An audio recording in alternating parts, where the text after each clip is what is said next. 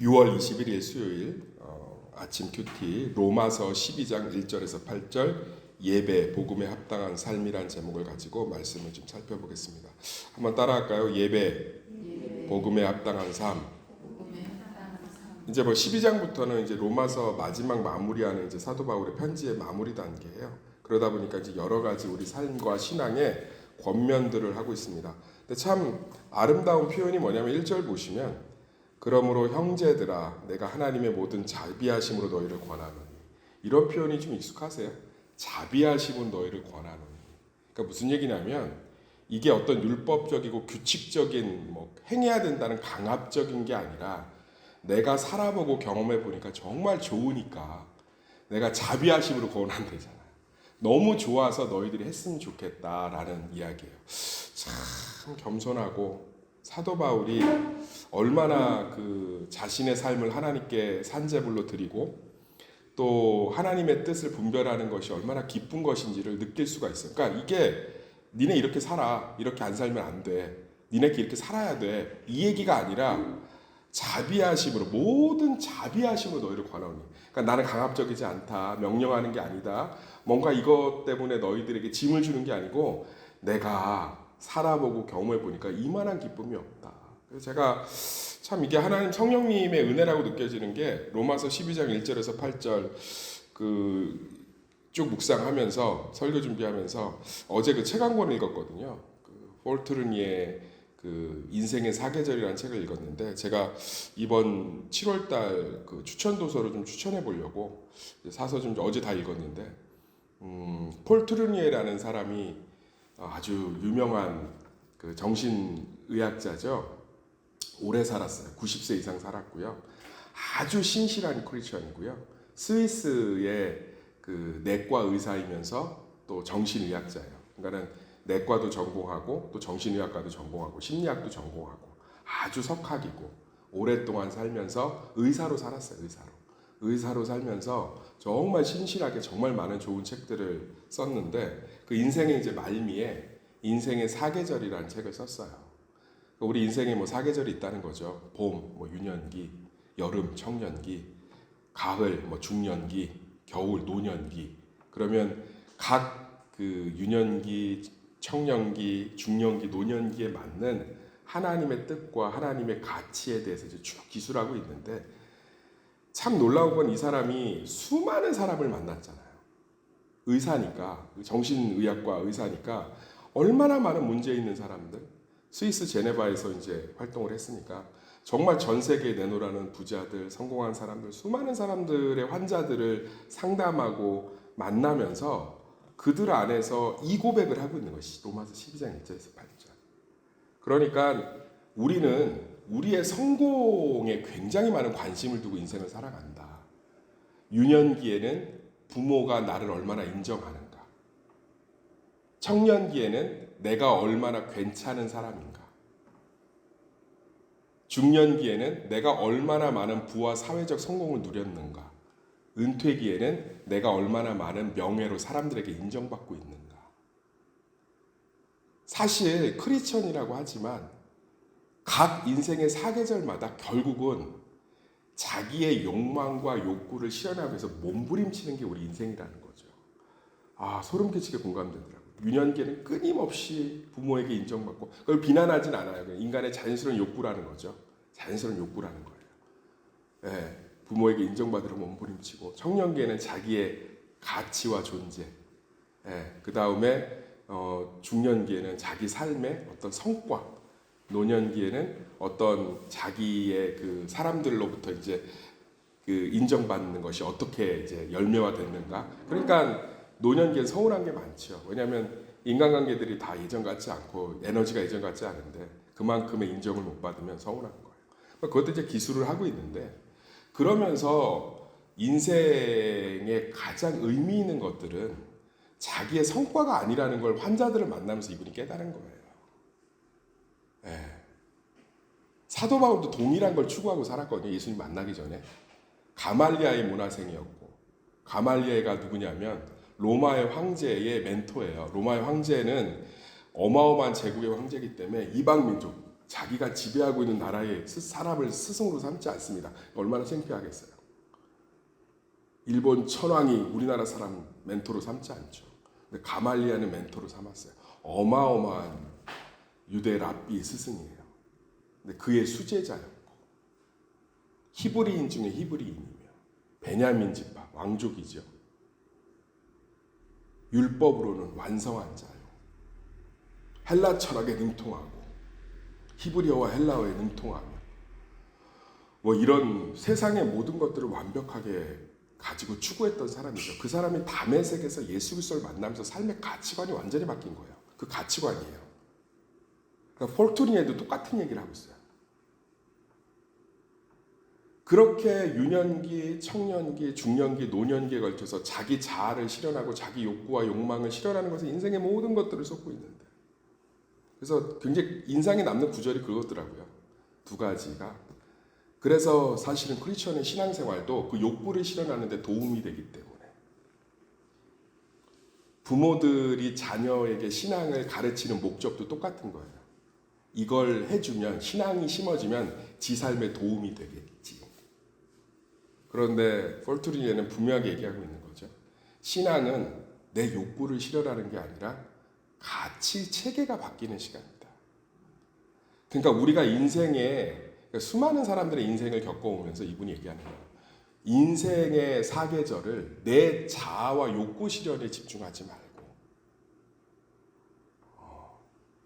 하나님의 뜻과 하나님의 삶에 자신을 드리는 것에 가치를 더 보라는 거죠.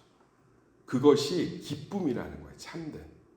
엄청난 사업적 성공을 한 사람도 그것을 이루었지만 결국은 그 욕구와 욕망을 달성하지 못한 채 남아있는, 자신은 달성했다고 하지만, 뭐 간단한 예를 들면 그런 것들이 나와요.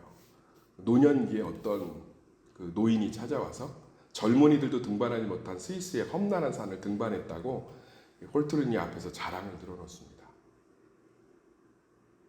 그때 폴트리니가 한 말이 그거죠. 그런데 왜 저를 찾아오셨나요? 당신은 젊은이들도 정복하지 못한 산을 점령하는 왕성한 정력을 보였지만 늙고 있습니다. 관계들은 점점 축소되고 에너지는 점점 상실되고 있지요. 그러니까 끊임없이 하나님 나라에 떠날 그날까지도 자아 욕구 실현에만 몰두하고 있는 거예요. 그것이 삶의 행복과 기쁨을 주고 있지 못하는 것을 경험하면서도 그렇게 산을 남들이 젊은이들 등반하지 못한 삶을 노익장으로 등반했으면 뭐하러 정신과 의사를 찾아가서 상담하고 있겠어요. 그런데 유일한 기쁨은 자기의 삶을 거룩한 산제물로 드리고 하나님을 위해서 그 안에서 엄청난 의미들이 발견되는 거죠. 그리고 하나님의 뜻이 무엇인지를 온전히 분별하는 거죠. 그래서 하나님의 뜻을 이루어가는 것. 그러니까 제가 책을 다 읽고 제 목회의 가치를 수정하게 됐어요. 제 목회의 가치가 동일한 거죠. 내가 성과를 거두고 내가 얼마나 괜찮은 목회자인지를 증명해내고 우리 교회가 얼마나 좋은 교회가 되는지를 증명해내고 우리가 얼마나 부흥했는지를 증명하는 것이 아니라 내가 성도들에게 하나님의 뜻대로 살 수 있도록 디딤돌이 되어주고 내 자신을 하나님의 온전한 예배자로 드리면서 그분 안에서 온전한 충만과 사랑을 경험하고 그것에 내 가치를 두기 시작하니까 내 문제들이나 내 어려움들이 제 안에서 조금씩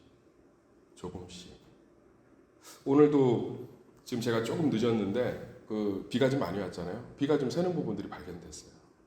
얼마나 속상하겠어요, 그죠?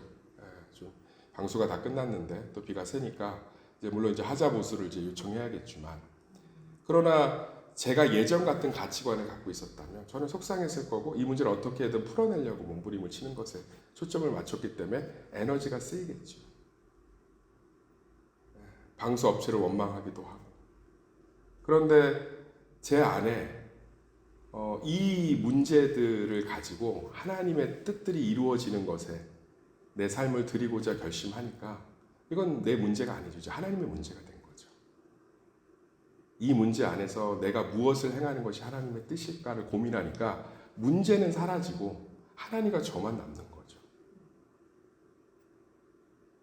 그리고 저는 이 시간에 온전히 예배를 드림으로 거룩한 산제물을 드리고 있습니다. 자녀의 신앙교육도 마찬가지인 것 같아요. 얘가 성경을 알고 예수님을 제대로 믿으면 삶에 도움이 되겠죠. 인생을 살아가면서 의지할 곳이 생기겠지가 아니라 가치 체계를 바꿔주는 거죠. 내가 카페 1호점, 2호점, 3호점을 내고 사페로서 성공하는 인생을 사는 게 아니라 이 땅에서 하나님의 가치와 하나님께 자기의 삶을 드리는 것에 대한 기쁨과 그 은혜를 발견해내게끔 그 목적으로 자녀의 신앙교육을 시킬 때 신앙은 절박한 영역이 될 줄 믿습니다. 저는 좀 로마서 12장 1절에 8절 너무 멋있지. 저는 참 좋았어요. 그 책도 읽고 이 묵상도 하는데 연결이 되니까 모든 자비하심으로 너희를 권하노니. 그러니까 조금이라도 이게 명령이 되지 않기를 원했던 거예요. 사도 바울은 이것이 하나의 규칙이 되지를 원치 않았던 거예요. 그래, 내가 믿으면 예배 잘 드려야지, 산제물도 드려야지, 헌금 내야지, 시간 드려야지, 내가 하나님의 뜻대로 살아야지. 그래놓고서 나가서는 그것이 전혀 짐이 되고 부담이 되고 삶의 족쇄가 되고 삶의 규칙이 되어서 나를 또 하나의 얽매는 수단이 되는, 그것이 아니라 그것이 너무 두려웠던 거예요, 사도 바울은. 그래서 너무 간절하게 서두를 시작하고 있습니다. 모든 자비하심으로 너희를 권하노니.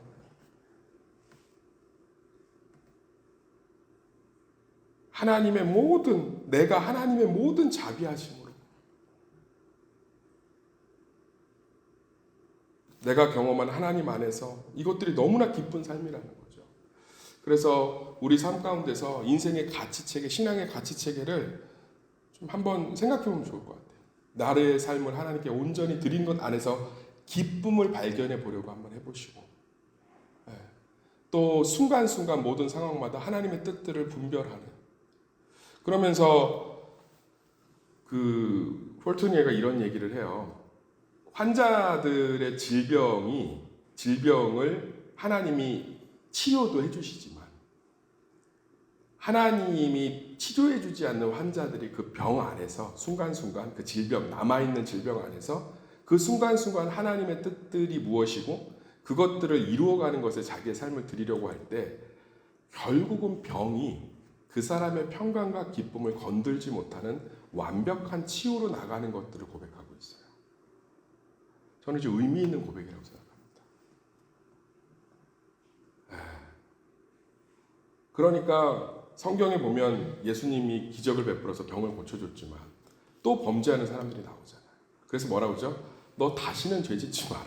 병 고침을 받고 영적인 육은 고침받고 영은 그러면 뭐하니? 이라고 얘기하시잖아요.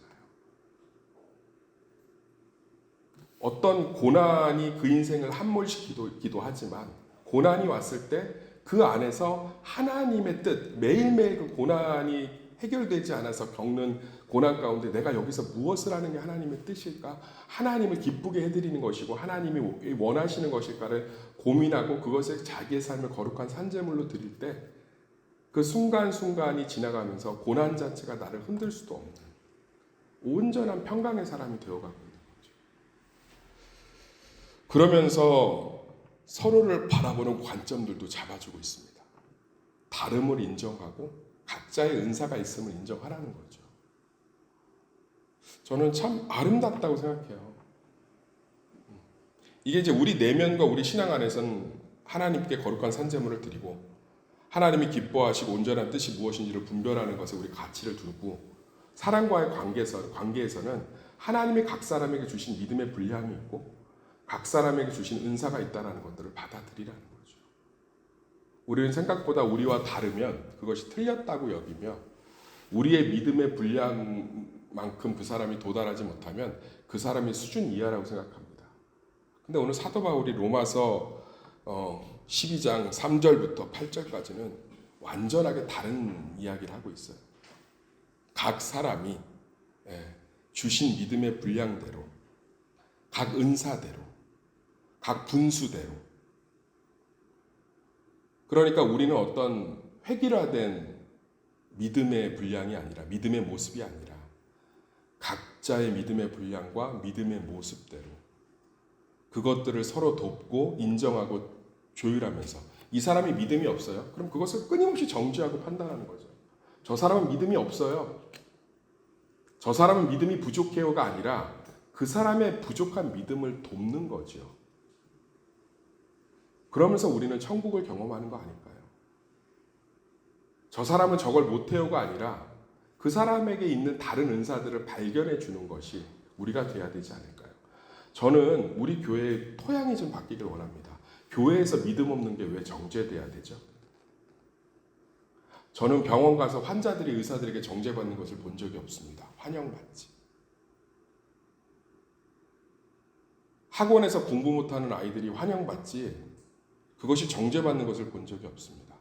학원은 공부 못하는 아이들을 잘하게 하는 곳이고 병원은 환자를 치유하는 곳이기 때문입니다. 믿음이 없으면 그들의 믿음을 도울 생각을 해야지 왜 판단하고 정죄할까요?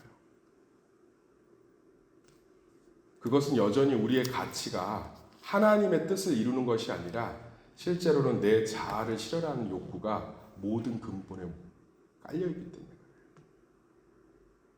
누군가의 믿음 없음을 비판한다는 건 내가 믿음이 있다는 걸 반대로 증명하는 자아 욕구 실현을 증명하는 거잖아요. 하나님의 뜻은 없는 거죠.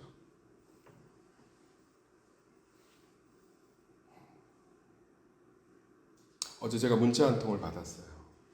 근래에 받은 문자 중에서 참 감동적인 문자였습니다. 기다려주시고 인내해주시고 판단하지 않아서 고맙습니다.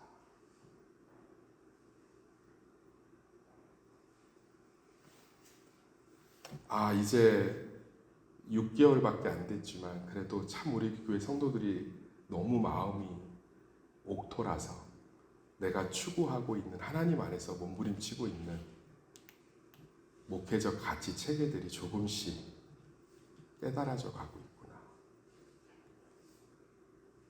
누군가의 믿음 없음, 누군가의 부족함을 정죄하면 그것은 내가 믿음 있음이 되고 내가 괜찮은 사람인 게 반증됩니다.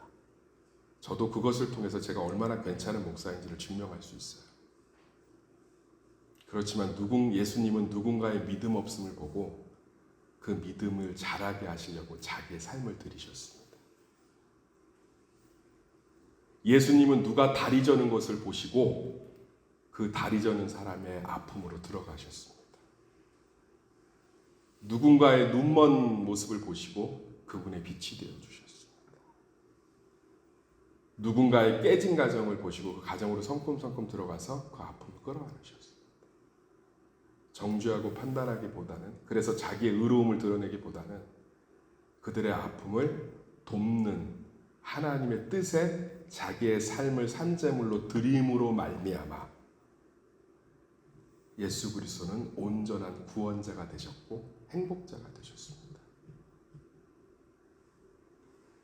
누군가의 부족함을 내 의로움을 드러내는 판단과 기준의 근거로 들이대는 것이 아니라 내가 이루어가야 할 하나님의 뜻의 대상으로 여긴다면 우리 교회는 세상이 감당할 수도 없는 기쁨의 공동체가 될 줄 믿습니다.